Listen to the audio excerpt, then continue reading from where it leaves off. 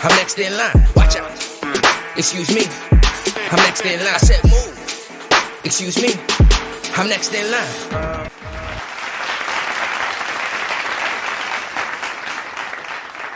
For Will's Review, I'm your host, Will D.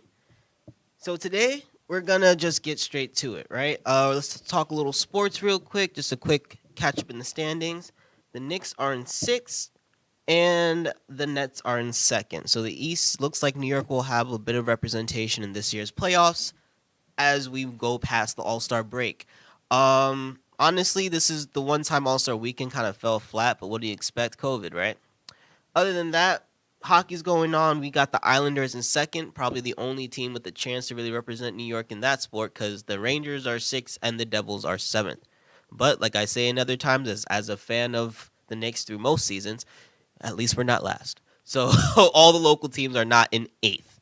WWE is doing Fastlane tonight. Normally I like to do a little rundown of who might win and who may not. But here's the facts, folks.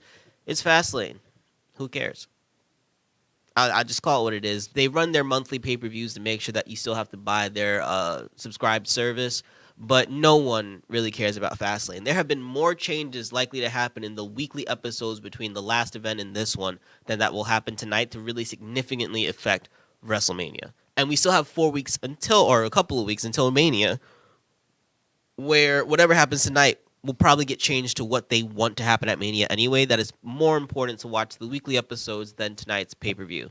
That being said, I like wrestling, so I'll probably watch tonight, but there's no real validity to anything hanging on the line tonight. So just, watch it for enjoyment if you're a wrestling fan. And if you're not, well, then you don't care about this either way.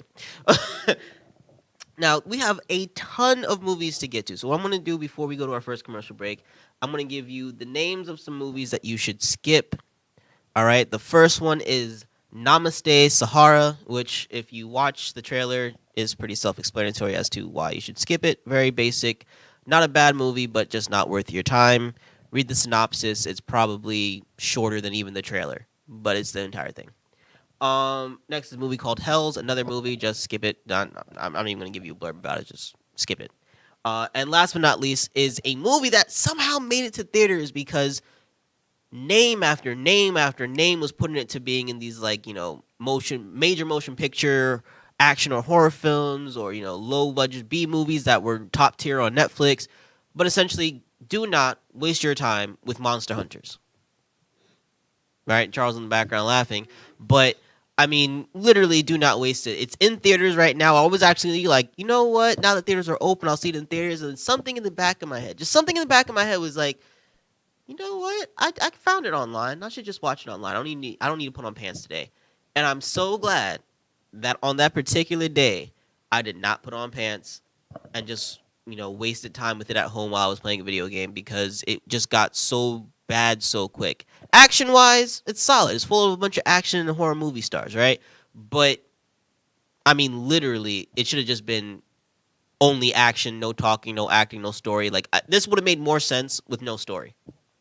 That's how bad it was. So on that note, folks, we're going to head to our first commercial break. When we come back, we're going to talk a little about what's going on in the world today. And then we're going to go down some movies that you should give a shot. So, Charles, if you could, take us to our first break.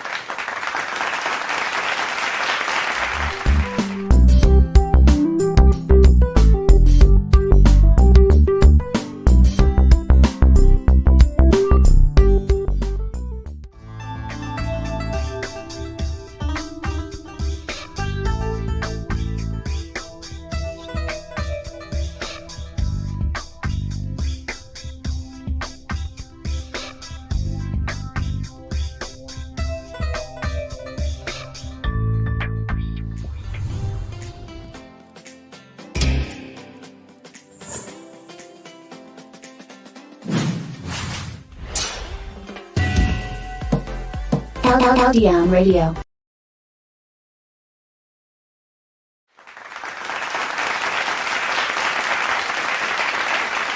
Seriously, why do I never get a full song break?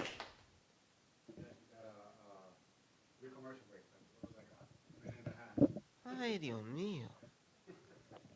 See, and then he makes the edit with the TV cut, and it's just like, how do you find time to put in the commercials? I don't get a break. Anywho, So a couple things have happened since we were last together. So the first one I wanted to get to was pretty random. There's a ice cream cone that looks like a chicken leg.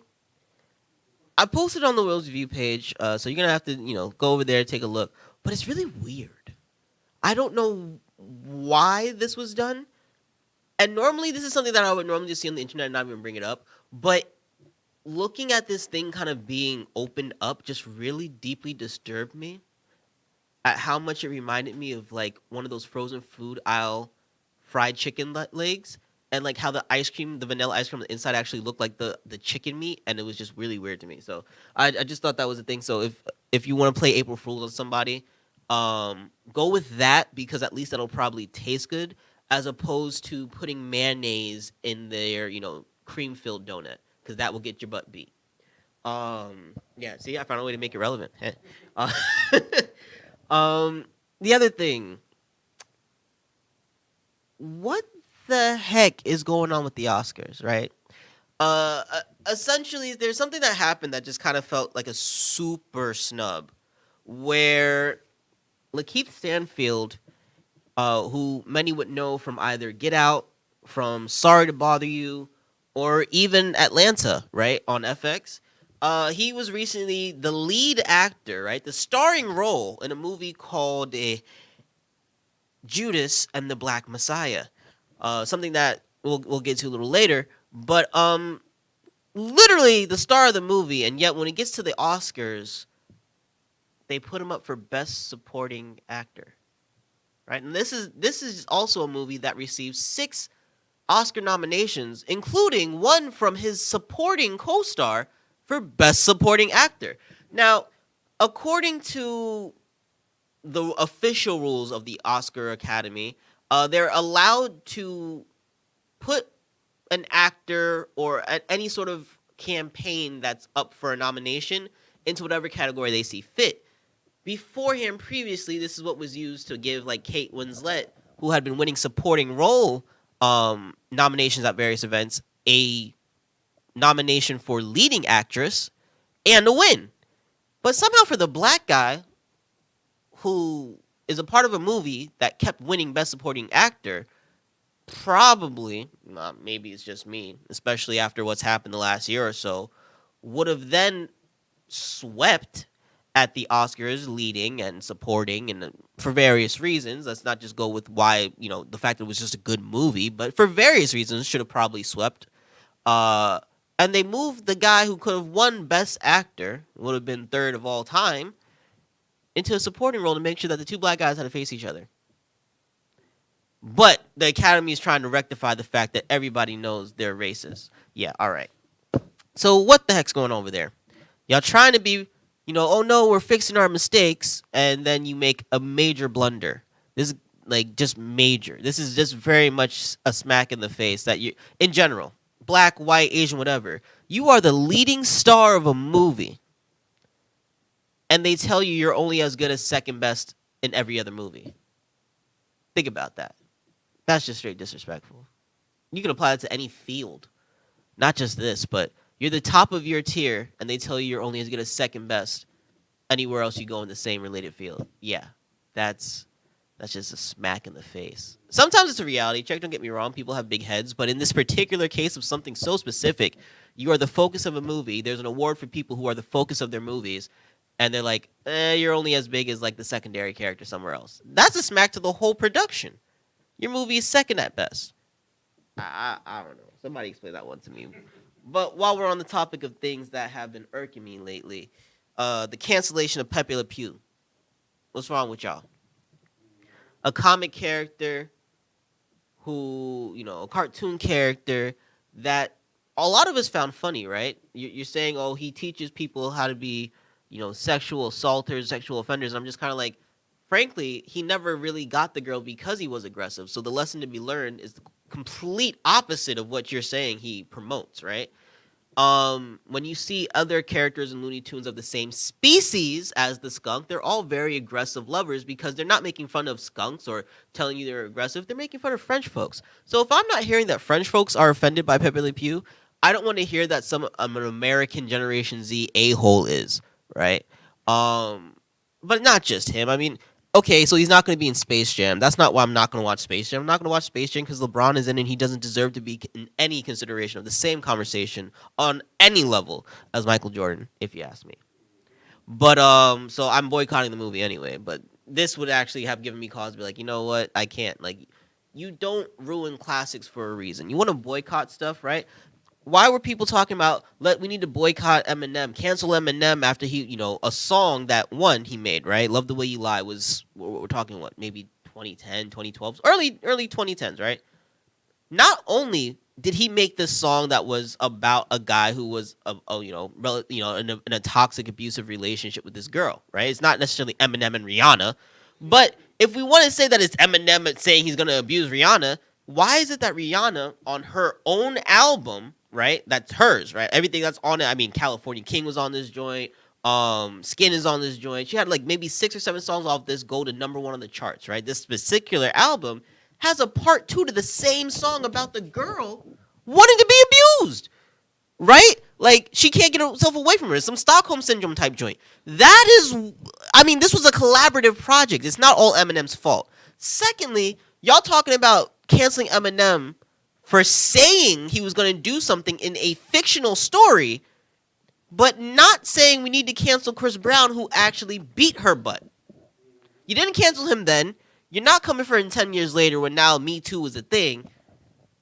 Like, y'all are half-assing being a-holes. You can't just pick and choose who this and whatever. You don't even have consistency and logic into what you're doing. That is why it irks me. There are certain times an argument can be made to say that something in the past should not be now and this and whatever. And I get the idea of where cancel culture can be useful, right? It does cause a lot of people in today to think about their actions before they do something. That's a great thing. But there's a certain point where now you have this effective tool and use it properly and just kind of you guys are all being Karens. And then you get a Karen saying, that's offensive to call people Karens. Well, I'm sorry. Your name is now, what do they call it, an adjective or something? Like, your name is now a term, right? When I say I'm going to Google something, I may use Yahoo, but I'm still Googling it. You feel me? So these guys are now being Karens. Don't like it, change your name, go to the DMV, however you do it. I don't know. Your name sucks now. It's just a thing. This is what irks me, right? People are ridiculous in this day and age. And it's not just the Gen Zers. Let me not put it on them, because there's a bunch of millennials that like to act like they didn't grow up on South Park, The Chappelle Show, Adult Swim, in general, Daria, right? We are an entire generation of people who made a culture built on being anti-conformity. And now we're conforming to a lifestyle or a mindset that is honestly very close-minded. A lot of people don't like to admit that the liberals are just as obnoxious and stubborn and, well, as I said, close-minded as conservatives, right? There was a time where there was a middle in America, and you might have leaned one way or the other, but in general, we kind of all understood each other. There's nobody these days really trying to understand the other side, and they think they're right, and then along the way, they're wrong. You're trying to be as oppressive as the people that oppress you, not trying to get your own freedom, and that's an issue to a lot of these modern day movements. That's what irks me. There's a happy medium, folks. And that happy medium is to let people live as they are. And that doesn't mean now that you live as you are, it has to annoy me. It has to be thrown in my face. It also doesn't mean that they can't be who they are. And I know this sounds complicated for people. It's simply, and let me put this in very layman's terms because I don't want to lose nobody right now. Mind your damn business. What people do, they do. That's it. But what needs to happen, depending on what end of the spectrum you are, is to leave my damn cartoons alone. Leave my Pepe alone. Leave my musicians alone. Leave everybody alone. If you're going to call them out on something that they did today, I'll even back you on it, right? We're learning some stuff about certain individuals and today about stuff they're saying today. But you're going back on somebody early in their early or earlier in their career, 5, 10, 6 years. How much have you changed in 5, 10, 6 years? Especially Gen Zers, right? Like who just probably finished puberty. Um, yeah, bro. Like let's just. Some people learn lessons, some people don't. You want to cancel somebody right now? I got one for you because you're canceling people on stuff that happened years ago. Let's cancel Hulk Hogan and let's cancel Ric Flair. Let's cancel Liam Neeson. Yeah, I know you're surprised by that one. Uh, let's stop canceling people that black people like, please. Thank you. Uh, let's go after some of the whiteys who are doing wrong besides Louis C.K., who honestly that one just really confused me. But yes, let's do that. Liam Neeson straight up said he was going to kill any black man that he saw. Fortunately, he was in Alaska at the time, so not a lot of us there. You had a man say he would kill any black man, and y'all still watching his movies. Yeah, remember that. Yeah. So when you start canceling Eminem for talking about a fictional character, Pepe Le Pew for harassing a cartoon cat, who then later went and chased his butt, y'all are stupid. Harass Eminem, but Chris Brown actually did it. You're stupid. That's what irks me. Now, before we go to our next break, let's talk about some things you should give a chance to. So there is a series on Netflix called Tales of Europa. It's an interesting twist about a post-apocalyptic Europe and the different tribes. Essentially, honestly, it felt like they added some futuristic stuff to some of the concepts actually built in European history about Germanic tribes, right? And I probably lost some people there. It's not a history lesson, okay? But that's what caught my attention, is that there were some pretty noteworthy things that I thought were very similar. That's probably what the inspiration was drawn from. But it's an interesting story. It's a fun tale that's told about surviving and kind of what society has become since the world has pretty much ended. I think if you're a fan of The Walking Dead, this is definitely up your alley. But no, there are no zombies. There's also a comedy, Brian Regan, On the Rots. It's pretty standard white comedy, pretty solid, pretty interesting. You're going to have a bunch of laughs along the way. Steady laughs throughout the entire show. I can't really say, oh, you're going to die laughing or it's my favorite comedy act. But if you're looking for something more lighthearted, again, I always have to say with comedy, you're not easily offended. And I feel like I say that even when they're comedians who aren't really offensive, but you'll find something if you're easily offended. So let's not do that. Do not enjoy comedy unless it's done by a British lesbian if you are easily offended. I will happily say that. You're probably offended by me saying it, but British lesbians are very PC. That's why I say it. It's based in a fact. So, there you go. Another thing that I will say you should give a shot to is WandaVision. And this barely makes the scale, but it takes 4 episodes to get to a point. Yes, I know. And normally for me that's an automatic no, but it's the MCU, right? There's a point to it. They develop certain characters, certain storylines. It's going to be building into the Marvel Cinematic Universe's universe, right? Where they're going off Earth. And I think that's where a lot of Phase 4 is about to go. You're going to have certain characters, and they're going to start developing the movies like they do the comics. Characters that are mostly Earthbound, characters that deal with outer space, characters like Doctor Strange who deal with dimensions. That's what this particular series, and why it was the first one really dropped, is to introduce you to the concept of several different things. So by the end of it, there is a point. So it barely scratched in because it's a series. It's already done. I waited until it was over to talk about it because it was a one hit. You're not going to see WandaVision season 2. No, it was meant specifically to bridge some gaps and explain some plot holes. That's about it. A weird dancing movie that I found myself actively enjoying, Pop Lock and Roll. South African dancer gets caught up with a drug lord,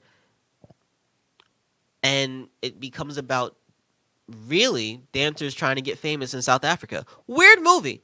I'm telling you, I was watching it mostly because there was nothing else to watch. And I'm so happy that happened because I found myself like being actively more and more engaged into the story.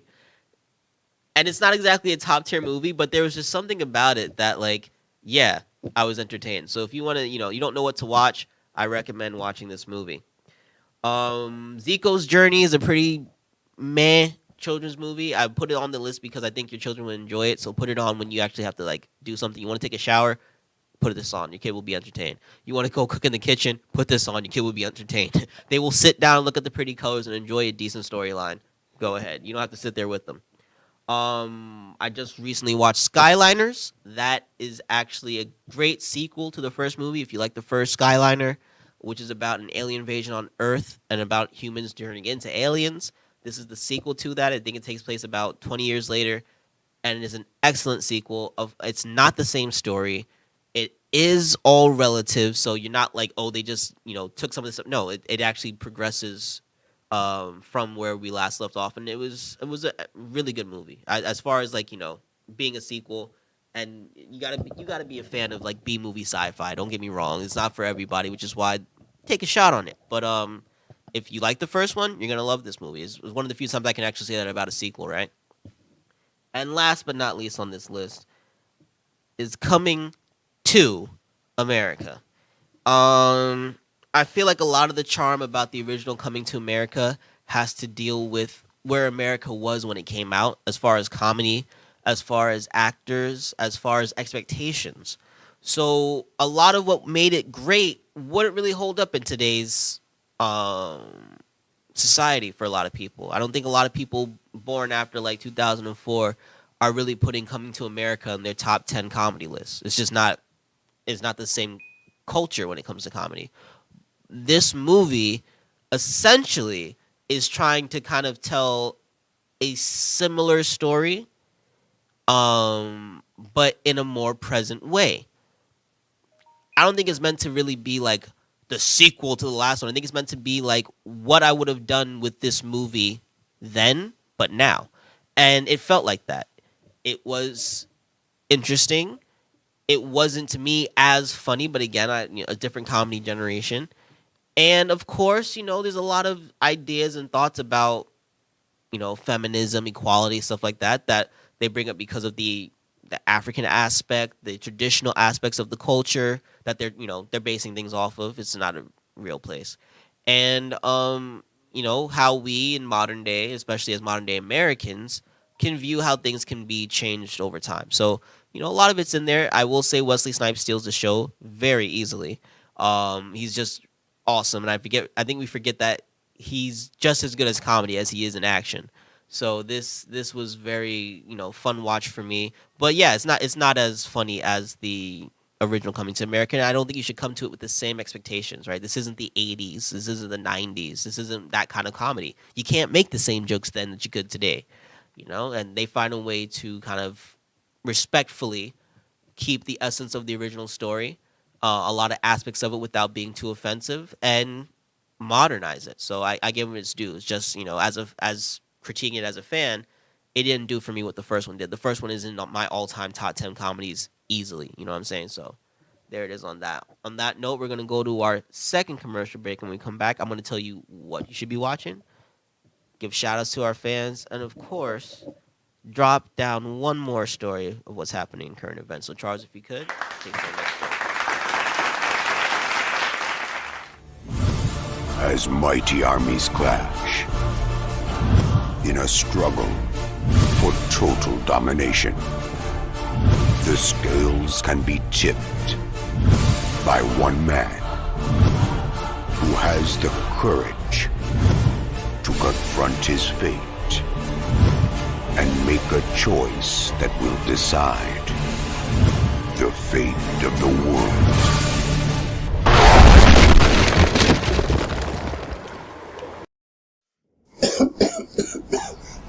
Guys put a lot of smoke in today. Wow. But anyway, we expecting a real superhero? I don't think so. The real life superheroes are the ones that are helping out in their community today. And the LDM show will be there to bring you the events and stories to life. Do you know a real superhero? Let us know. But for now, follow us on Instagram and Twitter, and like us on Facebook. Also visit our websites for photos, videos, and updates. But until the meantime, Hey, I gotta be out of here.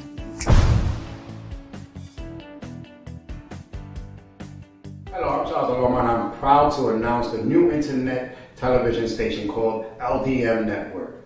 And on this station, we're going to be bringing you live talk shows, music reviews, independent music artists, videos, sports, live events, and much, much more.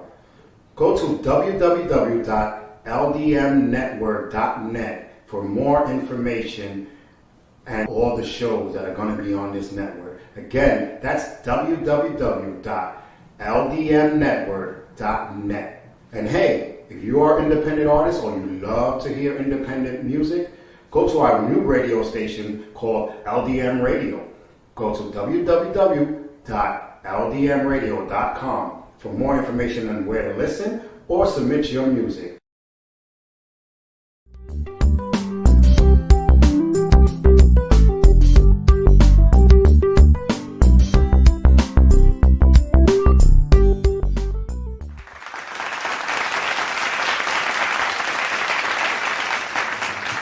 So, couple things I want to get to. Front, the stimulus checks have come in, right?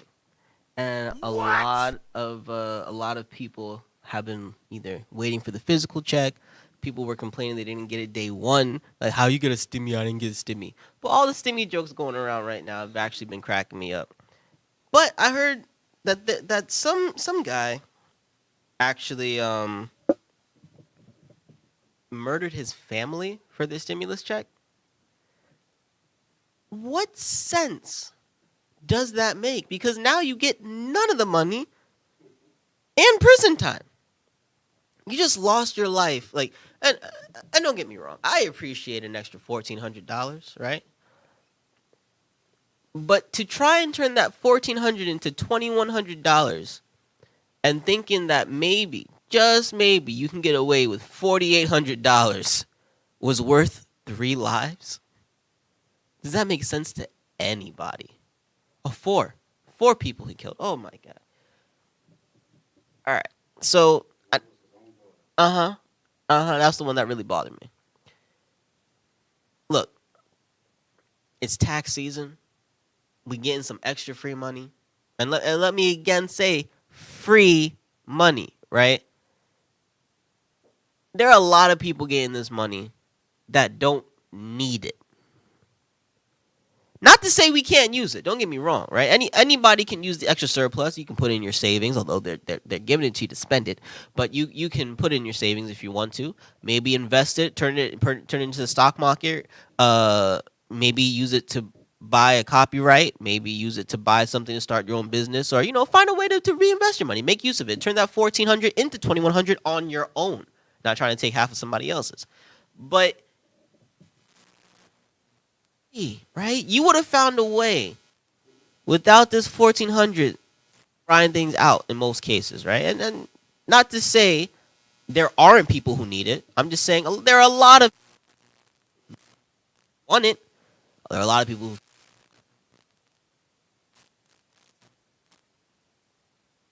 and this just I mean, what really bothered me the most about it was that I heard somebody talking about it at work before I actually read an article on it, and the first thing I heard someone comment on was they were black, right? And then I read and they were. So like I was really like, damn. So guys, if you want to, try and get a girl and get her to waste her stimulus money on you, cool, but don't kill people for it. All right? You want to trick a guy into wasting it on you? Go ahead. Cheat people out their money. You know why I'm going to say that? Because you were going to do it anyway. Right? It's like when you find somebody that you're not really into, but you don't feel like paying rent, so you date them for the winter because it's cold outside. Like that, yeah, sure, fine, whatever. Like, I get it. I'm not saying I agree with it, but if you're gonna do it anyway, keep on doing it. Do you play your games? If people are willing to play them with you, then that's fine, right? girl, you think you can screw some old man out of his money? You go ahead and do that. You think you can screw a young guy out of his stimulus check? You go ahead and do that. Guys, if you think you can somehow finesse that, well, bravo to you. But yeah, that sounds like bad work. So you go ahead and do that because I ain't.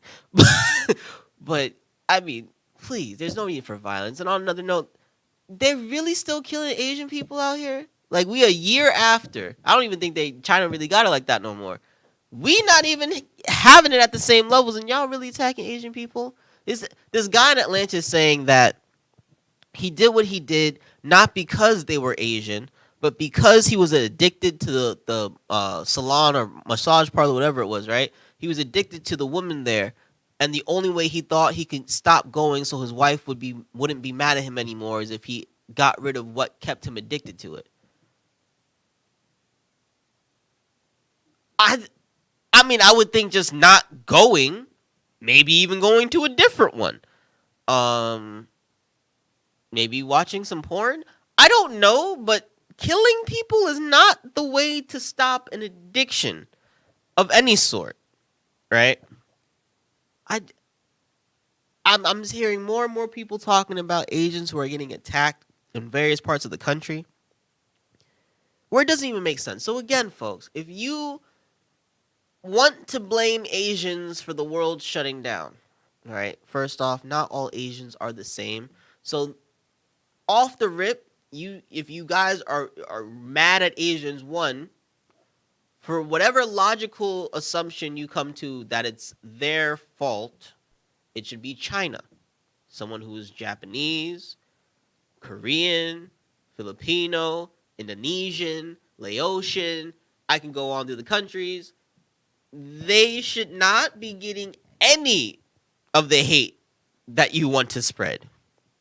Not to say anyone should, but if you're gonna hate right is what I'm saying, right? You know, stop going and getting chicken and broccoli. You know, no longer order your fried chicken with the pork fried rice. You know, maybe instead of getting lo mein, you actually go and get some like farfalle pasta with some fettuccine sauce. You know what I'm saying? You want to hurt Chinese people? Let's do it financially. They got businesses everywhere, right? But there's no reason for someone who thinks that you want to hurt somebody for being infectious, right? Because that's essentially what this is. You think they're spreading a virus that, most of them weren't even overseas to bring to you, right? They're just like, my family's been here for generations. I've never even been to China, and you mad at them. It makes no sense.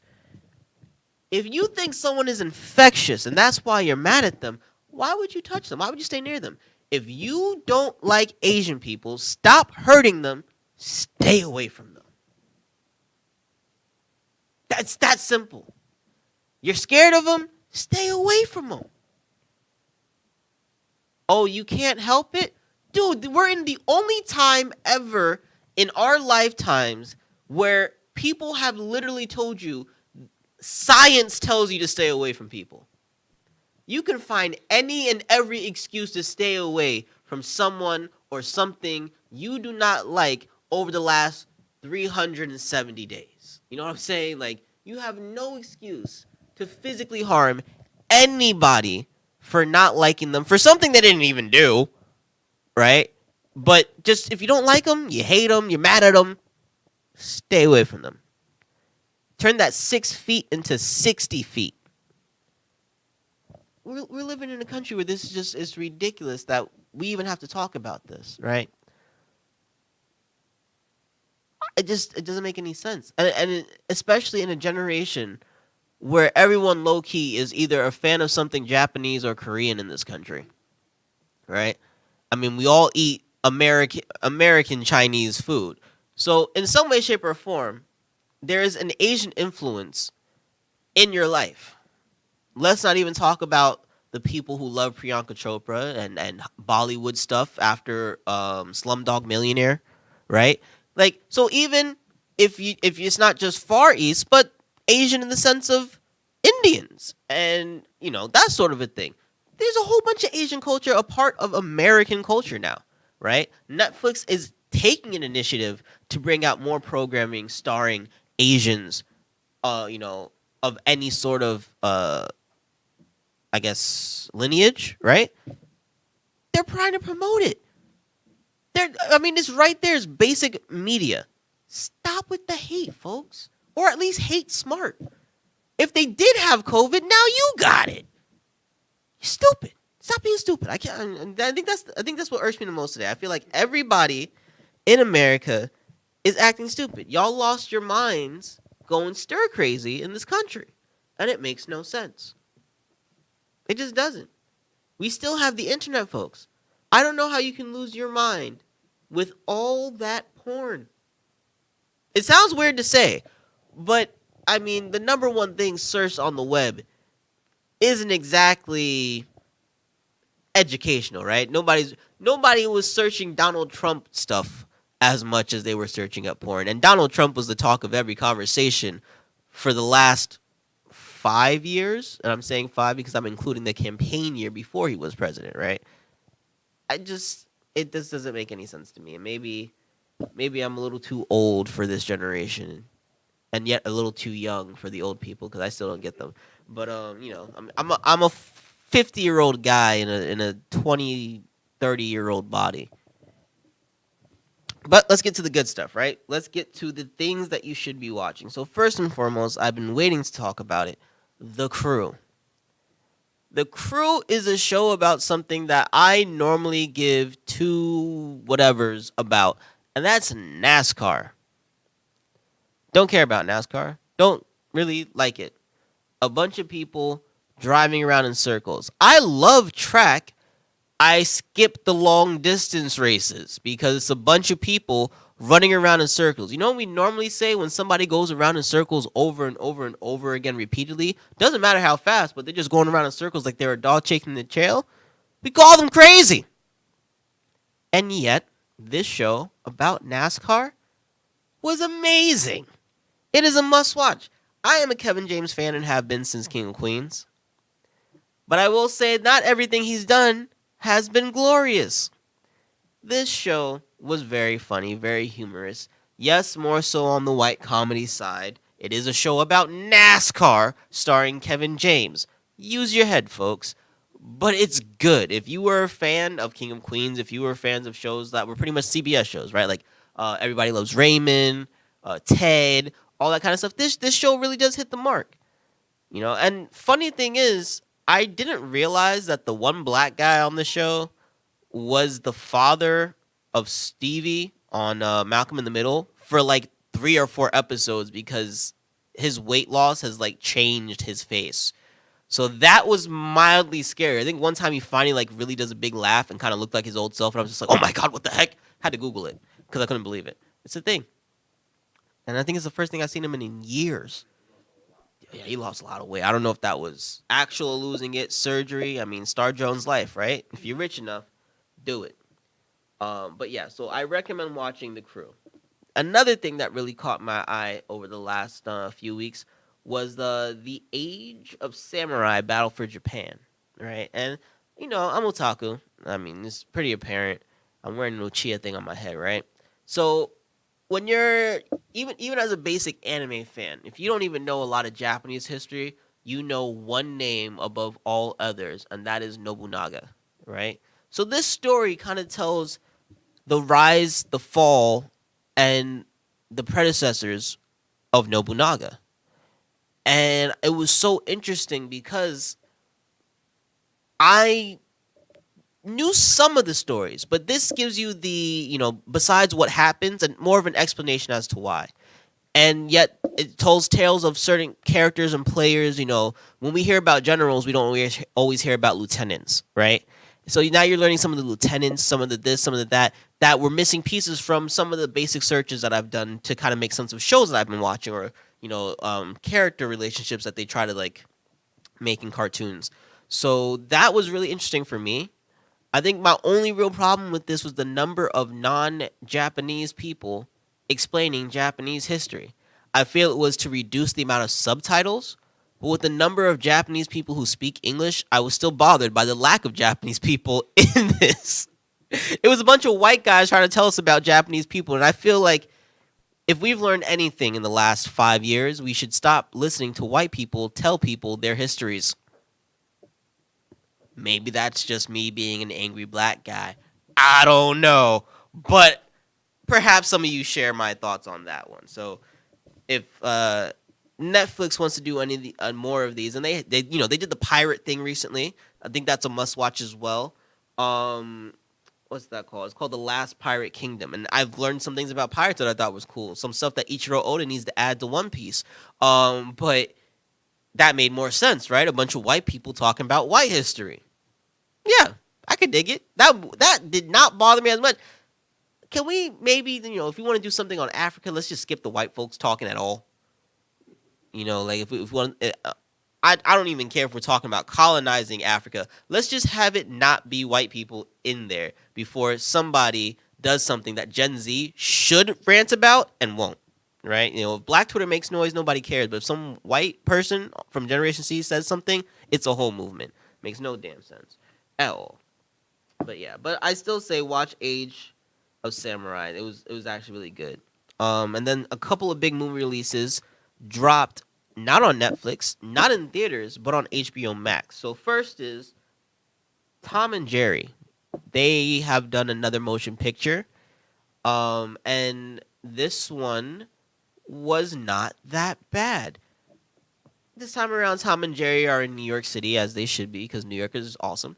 And they're having their shenanigans in a major hotel that's hosting a major wedding. And of course, it's Tom and Jerry, so a lot of stuff goes left, a lot of stuff goes right, a lot of familiar cartoon faces, none of them of which are Pepe Le Pew. And it's just a really fun, enjoyable family film. I think if you're someone who grew up on Tom and Jerry, you can enjoy this movie to the fullest. It's not the most deep movie, but it's Tom and Jerry. You just want some laughs and some good, clean comedy. Anybody offended by anything in this movie, just live under a rock, please. Because I bet you there's that one person.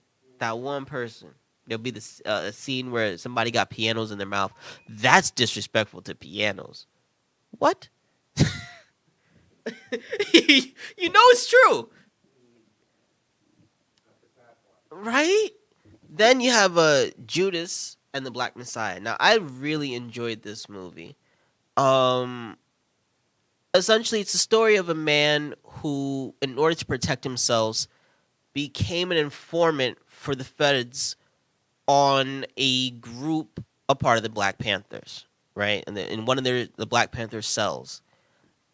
What I loved about the movie was a lot of the pacing, right? In telling a true story or based on a true story, a lot of the times I feel like directors or production teams in general don't exactly pick the parts that are relevant or important or show what we need to be seen. They'll show parts that maybe people know. They'll show parts that help show the character however they want to be seen. If that sounds like that's what they should do, not what I mean. This movie felt like it talked about this man's life in a way that made sense to how his life ended, right? You see the confliction in him along the way. You see the fear in him along the way. You see things that definitely sounded like they got from people who were there rather than from a textbook. And I think that's what makes this movie exceptional. It's been nominated for 6 Oscars, right? And one of the few times I can say rightfully so. I've mentioned 2 or 3 other movies that I think that should be up for Oscars in previous episodes. And this definitely being a part of that list makes sense to me. I'm just so confused by why the lead in this is only up for Best Supporting Actor. I can't stress that enough. I do love his responses. He was saying this is the first time that someone with a face tattoo is being nominated. So that's great. And before that, he was like, I don't effing get it either. But they made him delete that because, that's not nice. But yeah, it's a good movie. I think you should definitely give it a watch. So Judas and the Black Messiah. And I don't like it just because it's a black thing. I just think that it was really good storytelling. Above all else. If they told the same kind of story about, like Wolf of Wall Street, that was really good storytelling. You got an idea of who this man was, and a lot of these moments that are beyond what you could have, just got out of textbook, what they would have footnoted about his success and his fall. There was a lot more personal stuff to it from people who were there, and you can feel it. Like, you can tell that he helped them put the movie together. That's how I felt watching this movie. So that's why I would say it's worth a watch. Next, we have an anime called High Rise Invasion. And this is the story of a bunch of kids who wake up on this random series of rooftops that are connected with a bunch of people wearing different face masks trying to kill them. Yeah, not normally my type of anime, but this turns into a really cool adventure. The masks start to actually have relevance. I'm not even going to get into the fact that the masks don't just want to kill you. They want to make you kill yourself, right? So even that level of complexity is introduced very early, and that's what makes it interesting, because there's that threshold of when do they go from wanting you to kill yourself to then wanting to kill you because you're not killing yourself fast enough, right? Like, it's just like, what is the timing on this? Is there a time limit? You're trying to figure out all the rules to it. It was really interesting. It had my mind kind of trying to figure out what's going on as if I were a character in it. So for anime fans, High Rise Invasion is a great watch on Netflix. For kids, Dennis and Nasher is a fun CGI animation series about a boy, his dog, and a bunch of their random adventures as they, shred the streets. It's a very silly show, but I think a lot of children would love it from the ages of 10 downwards. So, let your kids watch it. It's not too crazy. With the announcement and some of the recording already starting to film for the iCarly reboot, right? Them years later, like they did for Raven, I decided to watch, since they have it, all of our of iCarly on Netflix right now. And I can honestly say I don't know how or why, because I didn't watch it religiously when it was originally airing, but the show actually makes me laugh still. It used to make me laugh whenever I would catch it, but I just, I wasn't really big on it. It actually made me laugh as a 30-year-old adult. Like, really think about that. It still holds up. It's corny, it's cheesy, but something about it just still is humorous. So I gotta put it on the must-watch list, especially if you have kids, because they didn't grow up with it. They need to watch it now. It's good. It's classic Nick. Enjoy that. For the Power Ranger fans, I know a lot of people were getting on me about it. Finally watched all of Beast Morphers. I'm sorry I didn't listen to you guys sooner. It definitely ended a lot better than it started. This was actually a fun, enjoyable series. I feel like a lot of these new Ranger series just have really rough starts, and that's what makes a lot of people turn their heads like this isn't as good as such and such. But they come together. They have really good finales, really good twist. I like the fact that this was a bunch of Rangers who are aware of other Rangers. That's always great to progress a series and bring back some of the old greats. So yeah, no, that was fun for the Power Ranger fans. Yes, you were right. Solid series. By the end of it, though, still a bad start. You won't change my mind about that. But this was a good. If you're a fan of Power Rangers, if you were a fan of Power Rangers growing up, Super Sentai fan, give it a shot. It's just a really rough start. Right. Pacific Rim also came out with an animated series before their production is completed on the third Pacific Rim, right? This is called The Black, and it's about two kids who are surviving after a major failure of a mission in Australia that resulted in kind of like a Ghost Protocol thing where they just kind of try and wipe the slate clean as best as they can, leave nothing for the enemy invaders that they're now aware of to take back to their homeworld. And these two kids who find a mech to help them kind of survive this, post-apocalyptic Australia. There's a lot in this series that could have gone wrong. I feel like the fact that they went animated helped in fixing some of those errors, and I appreciate that. And I honestly hope this continues for a couple more seasons. I enjoyed a lot of this series.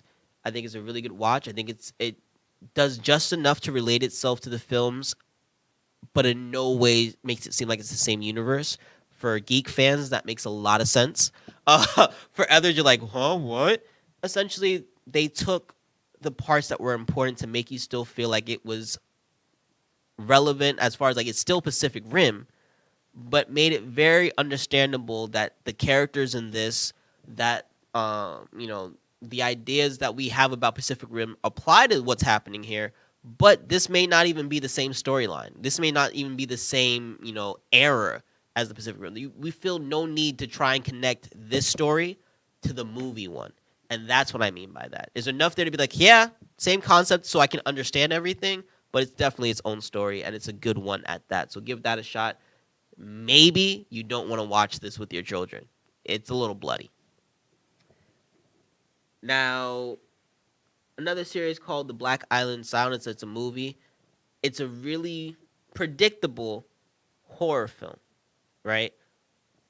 But even though you can kind of see what's coming, there's just enough there to keep you watching. And a lot of the interaction between the main characters, the drama drives this movie more than the horror aspect of it. So it's for me a must watch, just because this is a really entertaining movie despite being basic. And I feel like to be appreciative of what that is, it's like, being a fan of pop music. It's very entertaining, but it's very basic. This is what that is as a movie, but I think that's what makes it so more and more people can actually enjoy it from different backgrounds, that I put this on this list. It's a pretty, not generic, but pretty widespread fandom that can enjoy this movie. A great French series came out. It's a bunch of, not necessarily shorts, but they're shorts. They're like 10 to 15-minute episodes about a film crew trying to film a actual gangster to show what his real life is in music videos he wants to create for his rap career. Seems like a very silly concept, but when you watch this story gets really deep, really fast. And from the ending of episode 1, you're not, especially with the time length, you're going to lose yourself in it within the first hour of watching it. So about 4 episodes deep, and it's not going to feel like 4 episodes. So watch Dealer. It is subbed, so you don't have to watch it with subtitles. I mean, it's dubbed, so you don't have to watch it with subtitles, and you don't have to listen to it in French. So yeah, watch that. There's a series called The One, which I was trying to skip and then found myself watching because of some of the actors in it. They're great in other BBC series. They're great in this one. It's the idea that even if you can naturally fall in love with someone, they've developed a way for you to find your genetic perfect partner. And how with one strand of hair, they can help you find who you are meant to really be in a relationship with. So some of the people are in conflict with who they have chosen to be with and who they are told they should be with, because the science is so perfect that they actually start to create those same feelings for that secondary person. So the back and forth and the complexity of these relationships turns into a really fun and interesting story.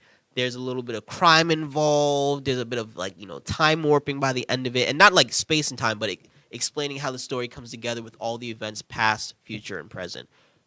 Really cool, really awesome. Like a lot of stuff that come out of the UK, this is an exceptional series for sure. Great, they have really great creative writers, and I appreciate that, especially when it comes to sci-fi from the UK. So I recommend you watch that.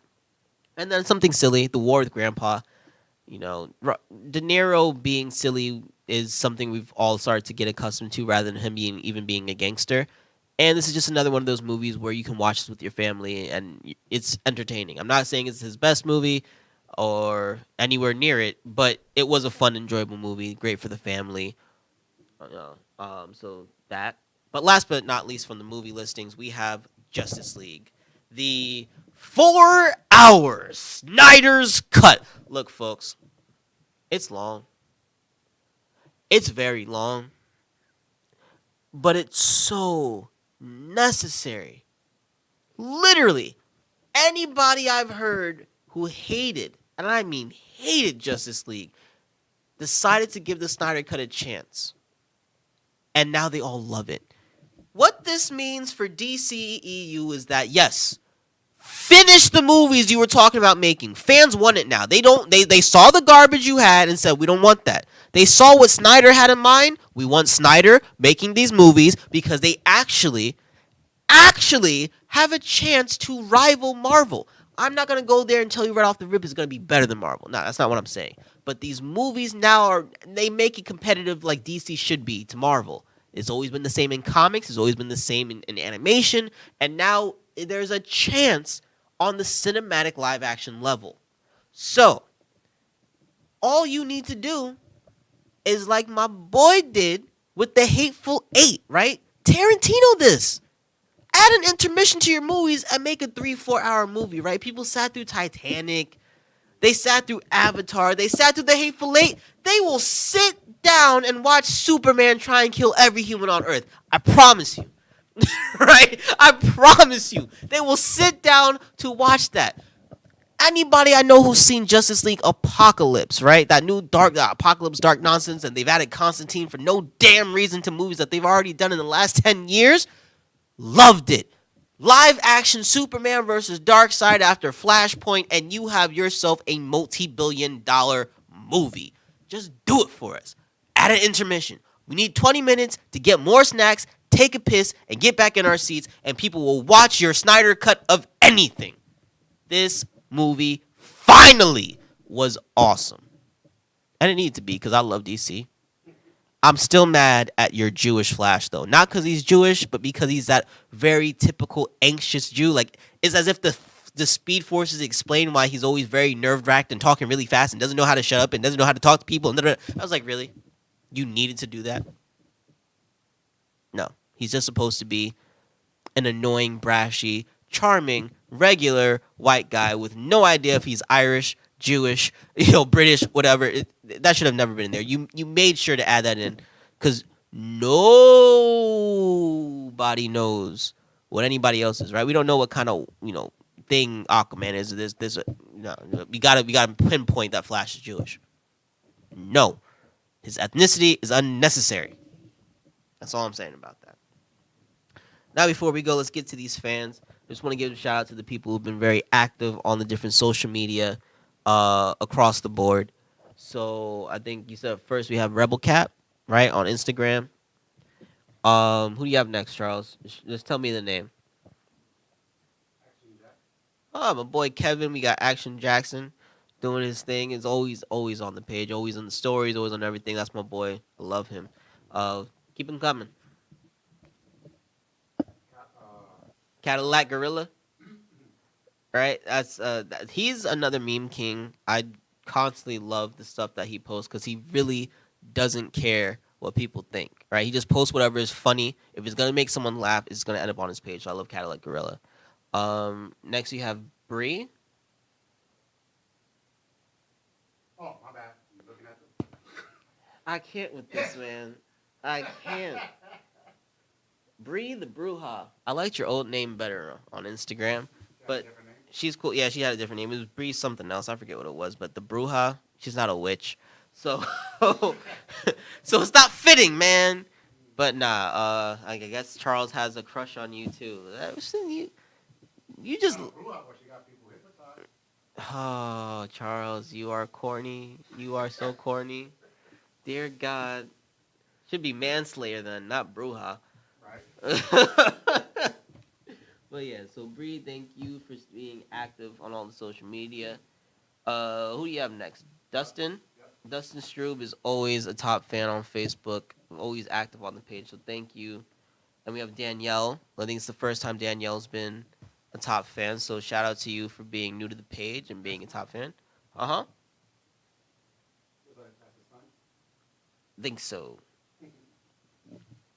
And then next, who do you have on your list?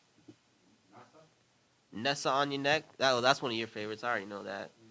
Yeah, she's always on the page, so shout out to her. Then you have Buffa, right? Buffa AO. Still a fan. I'm waiting for him to come back to New York. Just stay safe out there in Asia, bro, doing your thing for sure. All right. One more? All right. So those are their top fans throughout the month of March so far. So shout out to y'all. And then we have our pictures of the weeks. So what's the first one you got, Charles?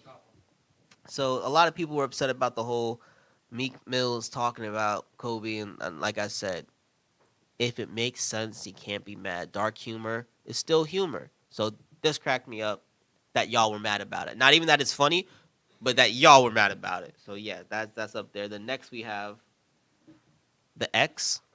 All right, this is Charles' favorite one. Look, if you broke up with somebody, it's probably for a reason, and this man stands by his reason. He doesn't want to get back with his ex-wife because she's got kids. They're his, but nah, I'm not doing that. So that's some nonsense that I would say. To be honest, I could be a jerk. So that I love that. That was really great. And we have one more, and it's simply this.